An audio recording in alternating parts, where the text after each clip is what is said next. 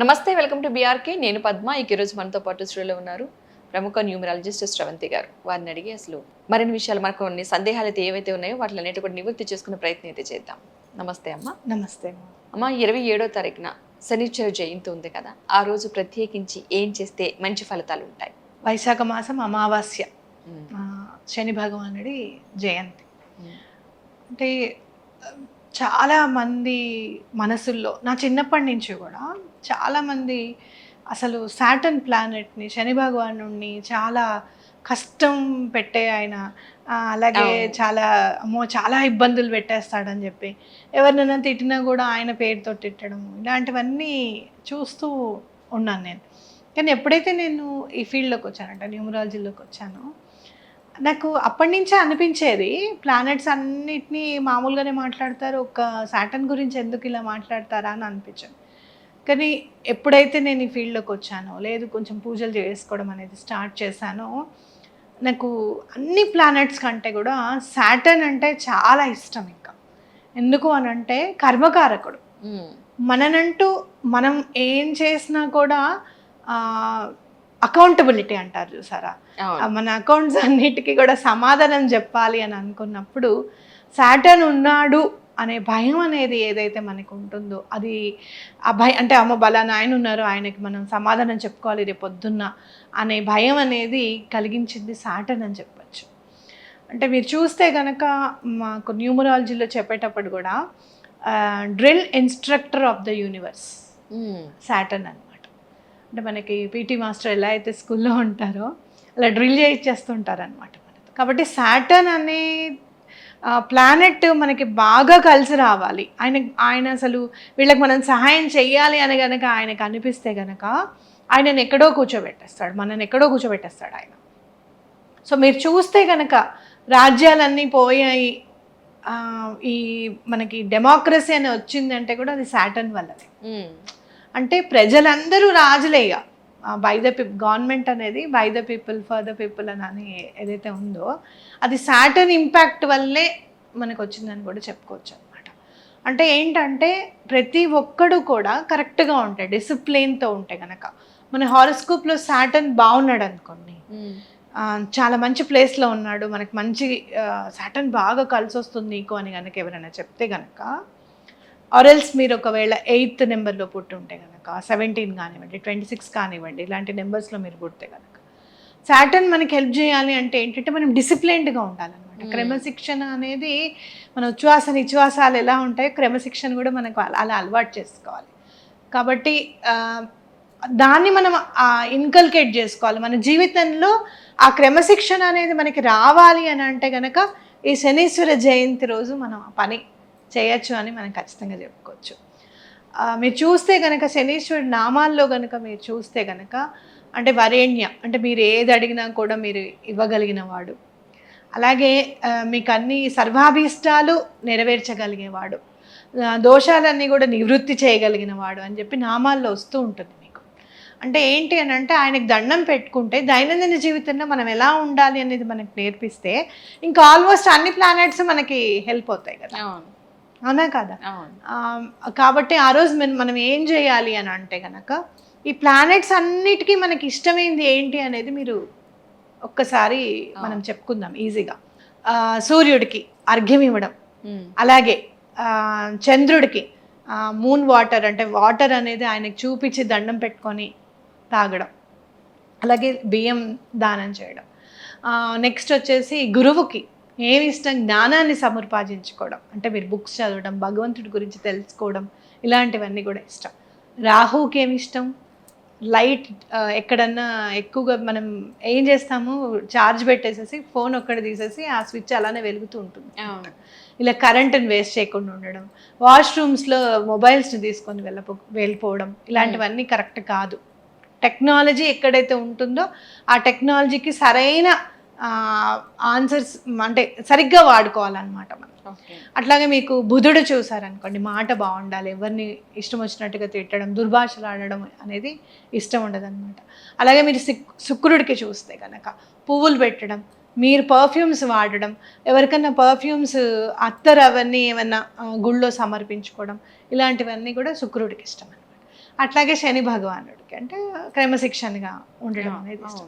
Almost అన్ని చెప్పుకున్నట్టే కదా, మనం 9 ప్లానెట్స్ గురించి చెప్పేసామా. ఇలాంటివన్నీ మనం చూసుకొని ఆ రోజు నుంచి మేము పాటిస్తాము అని చెప్పి దండం పెట్టుకొని మీరు చేయండి. క్రమశిక్షణ అనేది ఆల్మోస్ట్ వచ్చేస్తూనే ఉంటుంది. ప్రతిరోజు సూర్యుడికి అర్ఘ్యం పోవడంతో స్టార్ట్ అయిపోతుంది మనకి, అవునా కదా. అలాగే సాటర్న్కి ఇష్టం ఉన్నది ఏంటి అని అంటే కనుక ఈశ్వరుని పూజించడం. అంటే ఆయన తల్లిగారు కడుపుతున్నప్పటి నుంచి కూడా ఆవిడ చాలా శివుడు భక్తురాలన్నమాట. కాబట్టి ఎవరైతే భక్తురాలకి కొడుకు పుట్టాడో ఆయన అనుగ్రహం కూడా వాళ్ళ మీద ఉంటుంది కదా. అలాగే శివుడి అనుగ్రహం కూడా సాటర్న్ మీద ఉంది ఖచ్చితంగా. కాబట్టి శివుడిని పూజించడం అనేది చాలా ఇష్టం. అలాగే ఆంజనేయ స్వామికి, వెంకటేశ్వర స్వామిని పూజించడం కూడా చాలా మంచిది అనమాట. లేదండి మేము చాలా ఇబ్బంది పడుతున్నామండి సాటర్న్తో, మా ఇంట్లో ఉన్న నలుగురిలో 2 ఏళ్ళ నడిసని నడుస్తుందండి అని మీకు అనిపించింది అనుకోండి, తప్పకుండా లక్ష్మీ నరసింహస్వామిని కూడా పూజించండి, చాలా బాగా కలిసి వస్తుంది అని చెప్పుకోవచ్చు అనమాట. మరి ఇప్పుడు ఈ సాటర్డే మనం దైనందిన జీవితంలో ఎలా ఉండాలి అనేది ఆ రోజు నుంచి మనం చేద్దాం అనుకుందాం. మరి ఆ రోజు మనం ఏం పూజ చేసుకోవాలి అని అంటే కనుక హనుమాన్ చాలీసా చదవడం అనేది చాలా మంచిది. అలాగే దశరథుడు శనేశ్వర స్తోత్రం అనేది రచించారనమాట. దశరథ కృత శనేశ్వర స్తోత్రం అని ఉంటుంది, అది చదువుకుంటే కూడా చాలా మంచిది, చాలా ఇష్టం ఆయనకి. కాబట్టి ఇలా చేయండి. అలాగే ఆ రోజు గుర్తు పెట్టుకొని మీకు కుదిరితే కనుక 108 కాయిన్స్ తీసుకొని 108 కాయిన్స్ పంచిపెట్టండి అందరికి బయట. ఓకే, చాలా మంచిది. కాయిన్సే, మళ్ళీ మీకు మా కాయిన్స్ దొరకలేదండి, 10 రూపాయల నోట్లు ఉన్నాయి 10 మందికి ఇచ్చేసాం అనేది కాదు, కాయిన్సే ఇవ్వాలన్నమాట. అవి ఎంతైనా కావచ్చు, 108 కావచ్చు, 1 రూపీ అయినా కావచ్చు, 5 రూపీస్, మీ ఇష్టం, మీ మన స్తోమత. ఇంకా 1 రూపీ కావచ్చు, 2 రూపీస్ కావచ్చు, 5 రూపీస్ కావచ్చు, తప్పకుండా ఇవ్వండి. అట్లాగే మీరు ఇంకోటి ఏం చేయాలి అని అంటే కనుక గుళ్ళల్లో మేకులు చాలా అవసరం ఉంటూ ఉంటాయి టెంపుల్స్లో.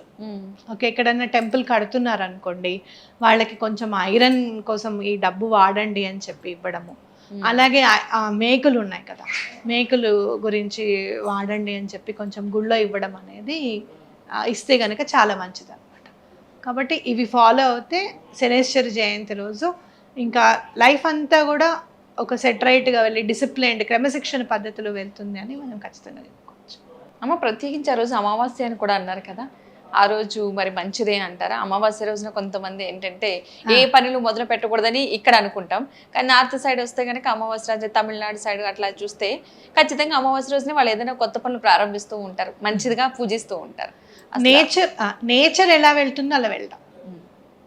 ఇప్పుడు అలా అనుకుంటే వాళ్ళు పౌర్ణమి కరెక్ట్ కాదు, ఏది కూడా అలా అనుకోవద్దు.